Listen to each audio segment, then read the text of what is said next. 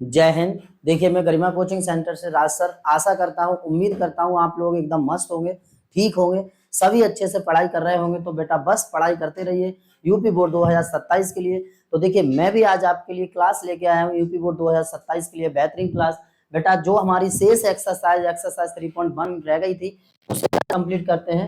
यहाँ पर देखेंगे जो हमारा चैप्टर 10th के मैथ का वो कौन सा बेटा 3.1, यानी क्लास 10th के मैथ में एक्सरसाइज में कुछ क्वेश्चंस रहे हैं, उसे आज कंप्लीट कर देते हैं। लेक्चर नंबर 4 को ध्यान से देखेंगे। इससे पहले के वीडियोस में लेक्चर नंबर 1, लेक्चर नंबर 2 और लेक्चर नंबर 3 में दे चुका हूं एक्सरसाइज 3.1 के। तो बेटा यहाँ पर सीक्वेंस से वीडियोस को देख लोगे और आज आप समझोगे लेक्चर नंबर 4, मतलब कंप्लीट एक्सरसाइज को आज ऐसे कर लेंगे। चलिए तो आज की क्लास को स्टार्ट करते हैं एकदम बेहतरीन तरीके से बेटा। तो आप बने रहेंगे और जुड़े रहेंगे साथ में, और कॉपी पेंसिल लेके बैठ जाएंगे, और जो कोई भी डाउट हो, कंफ्यूजन हो, उसे आप कमेंट बॉक्स में कमेंट करके पूछेंगे, और मैं कोशिश ये करूंगा कि आपको डिटेल डिस्कस करके साथ में बताऊं कि इसका क्या मतलब आंसर होगा। ठीक है, तो डाउट कंफ्यूजन आपका दूर करूंगा। तो बस यहाँ पर देखेंगे बेटा, आगे आज की क्लास को स्टार्ट करते हैं। तो देखिए बेटा, एक्सरसाइज हमारी थी 3.1। एक्सरसाइज 3.1 की ये जो क्वेश्चन नंबर 5 है, ये क्वेश्चन है बेटा, एक आयताकार बाग जिसकी लंबाई चौड़ाई से 4 मीटर अधिक है और का परिमाप 36 अर्ध परिमाप 36 मीटर है, बाकी विमाएं ज्ञात कीजिए। बेटा very very most important question है, इस क्वेश्चन को ध्यान से समझना, ऐसे क्वेश्चन के आने के चांस होते हैं। सबसे पहले एक आयताकार बाग है, क्या कह रहा है बेटा, एक आयताकार बाग है, यानी कि क्वेश्चन नंबर 5 नजर सामने होनी चाहिए सभी बच्चों की। कह रहा है सर एक आयताकार बाग है और इस आयताकार बाग में, ध्यान से समझोगे बेटा, इस आयताकार बाग में जिसकी लंबाई चौड़ाई से 4 मीटर अधिक है, लंबाई चौड़ाई से 4 मीटर अधिक है, लंबाई चौड़ाई से 4 मीटर अधिक है। तो बेटा एक बात बताओ, यदि लंबाई चौड़ाई से 4 मीटर अधिक है तो चौड़ाई हमें कितना मानना होगा? यहाँ पर चौड़ाई मान लेते हैं सर y और लंबाई मान लेते हैं x।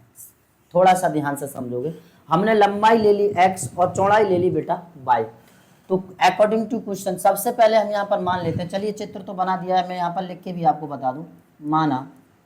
माना आयताकार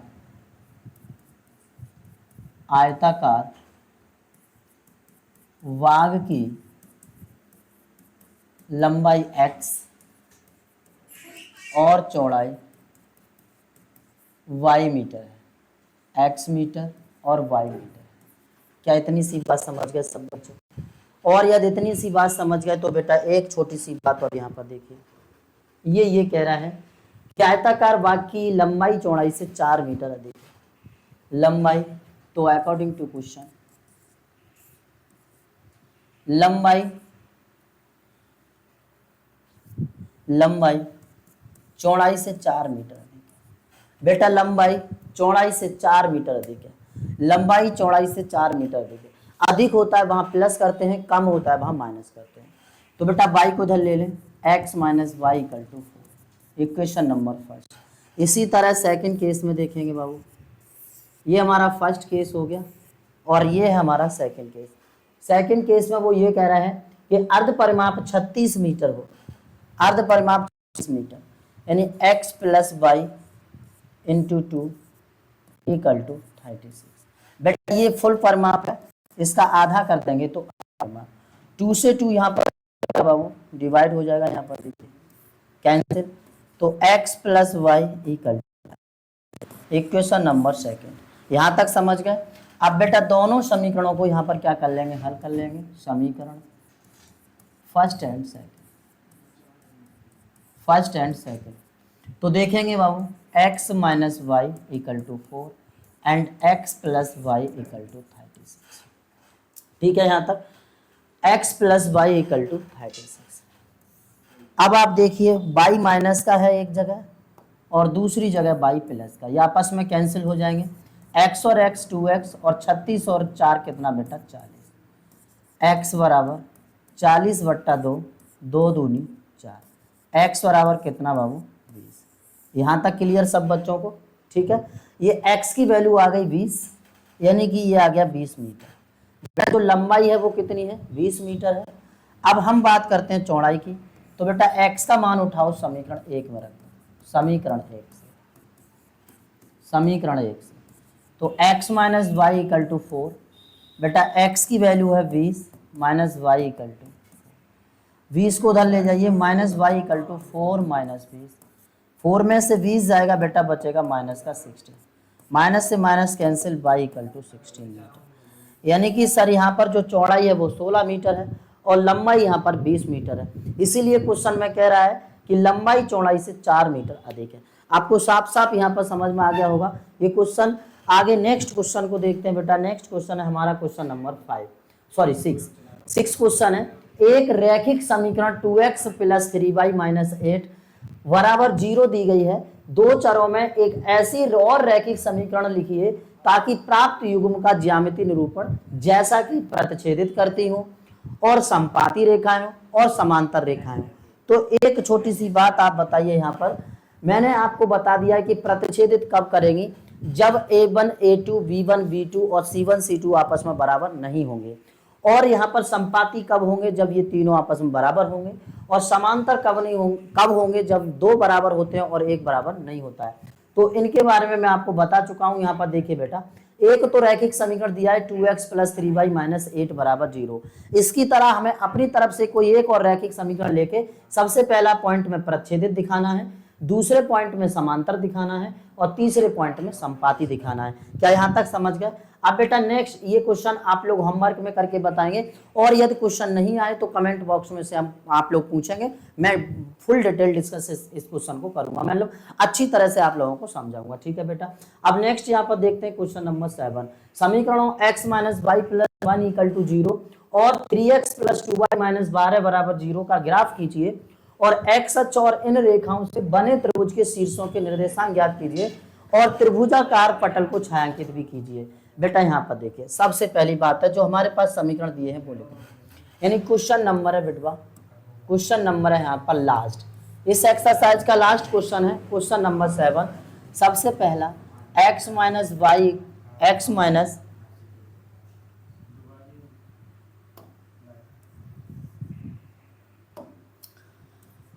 x माइनस वाई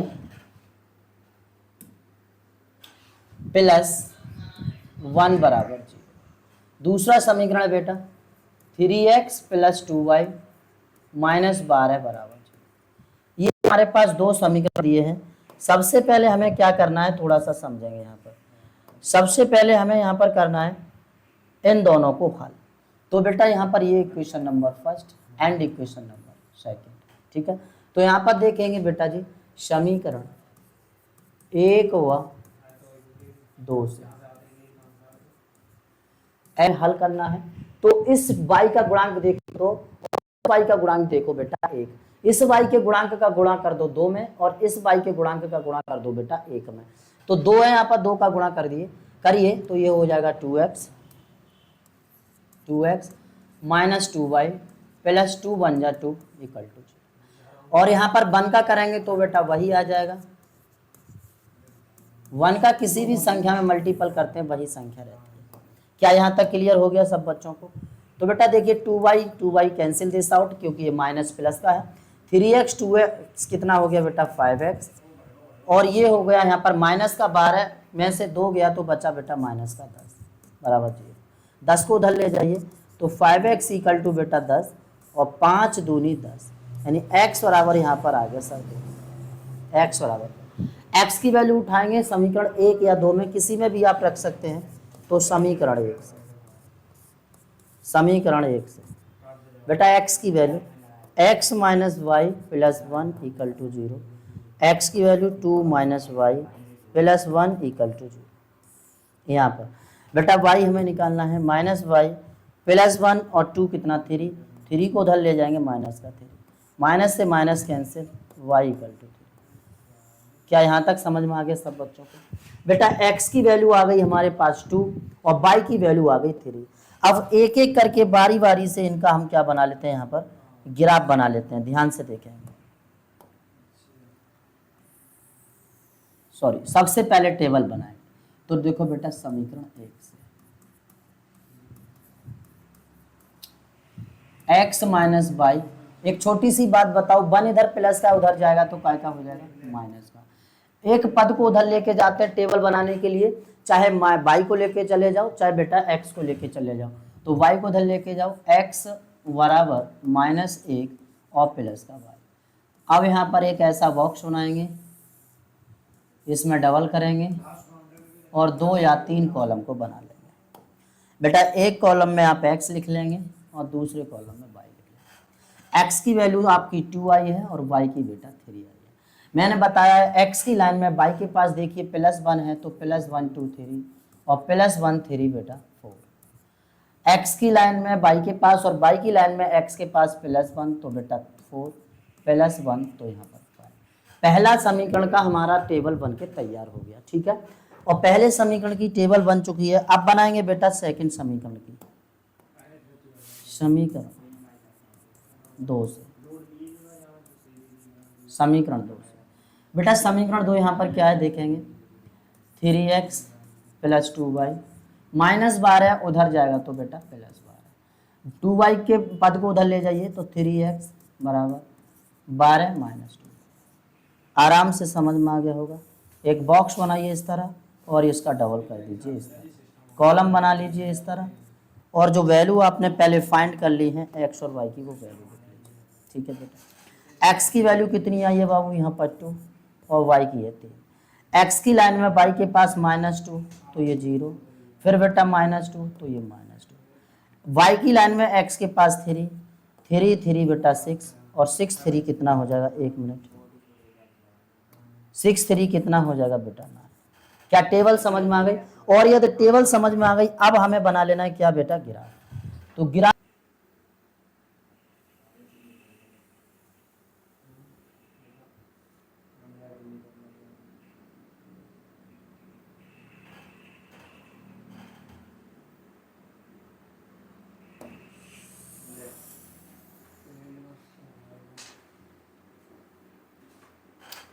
ठीक है, ये बेटा x, ये बेटा x,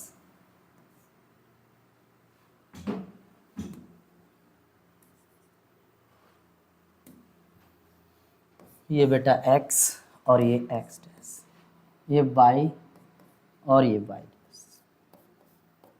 वैल्यू को यहाँ पर डिनोट कर लीजिए, 1 2 3 4 5 6 7 8। इस तरह वैल्यू को अंकित कर सकते हैं आराम से। सॉरी 5 6 7 8 9 10। बेटा आगे भी लिख सकते हैं और इधर भी आगे लिख सकते हैं। इधर माइनस की -1 -2 -3 -4 -5 -1 -2 -3 -4 आगे भी लिख सकते हैं। हम अपनी टेबल के हिसाब से वैल्यू को यहाँ पर अंकित कर लेते हैं, ठीक है बेटा। तो देखिए यहाँ पर हमारे सबसे पहले टेबल में है 2 और 3, तो 2 और 3 को आप लगाएंगे यहाँ पर, कहाँ पर है 2 और 3, तो 2 देखेंगे x की लाइन में ये है, 3 देखेंगे y की लाइन में ये है, इस सीध में जाएंगे यहाँ पर पॉइंट लगा लेंगे, ठीक है बेटा। फिर देखेंगे 3 4 3 4, फिर देखेंगे बेटा 5 4 5 4 5, तीनों एक सीध में मिलते हुए दिखाई दे रहे हैं। और यदि तीनों एक सीध में मिलते हुए दिखाई दे रहे हैं तो आराम से इन्हें आप मिला सकते हैं।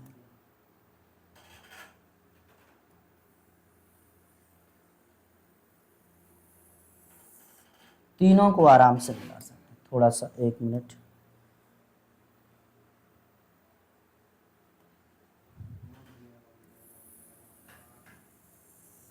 आराम से मिला सकते हैं, ठीक है बेटा।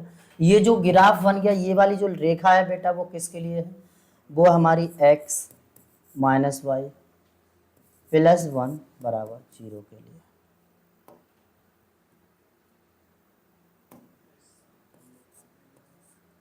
+1 बराबर 0 के लिए, ठीक है। आप निर्देशांकों को यहाँ पर लिख सकते हैं। पहला क्या है बेटा हमारा 2, 3, फिर है बेटा 3,4 और फिर है 4,4। नाम भी दे सकते हैं यहाँ पर ABC के हिसाब से। दूसरा टेबल बेटा 2 3 लगा है 0 6। 0 देखेंगे हमारा कहाँ है, 0 यहाँ होगा क्योंकि वर्टेक्स मूल बिंदु। 6 कहाँ है बेटा एक्स की वाई की लाइन में, 6 ये रहा, ठीक है। और -2 एक्स की लाइन में ये रहा, और 9 बेटा वाई की लाइन में ये रहा। मतलब इस सीध में जाके यहाँ पर पॉइंट लगा। अब ये तीनों बिंदु आपस में आप देख रहे हैं एक सीध में है, तो इन्हें एक रेखा से आप मिला दीजिए। स्केल लेंगे और स्केल से इस तरह आप मिला देंगे, ठीक है बेटा। ये किस ग्राफ कौन सी रेखा के लिए हो गया हमारा, ये हो गया 3x + 2y और -12 बराबर 0 के लिए, ठीक है बेटा। पॉइंट मतलब निर्देशांक भी आपको यहाँ पर बताने, तो निर्देशांक भी आप आराम से बता सकते हैं। ये किसके लिए, 0,6 के लिए, और बेटा ये -2,9, ठीक है।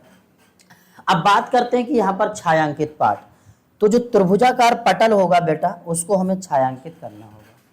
त्रिभुजाकार पटल, ये देखिए, ये आप जो पार्ट देख रहे हैं ये त्रिभुजाकार है, और इसे हमें क्या करना है बेटा, छायांकित करना है, ठीक है। इसे छायांकित करना है। बड़े आराम से आपको समझ में आ गया होगा, कि यहाँ पर ये त्रिभुजाकार पटल है।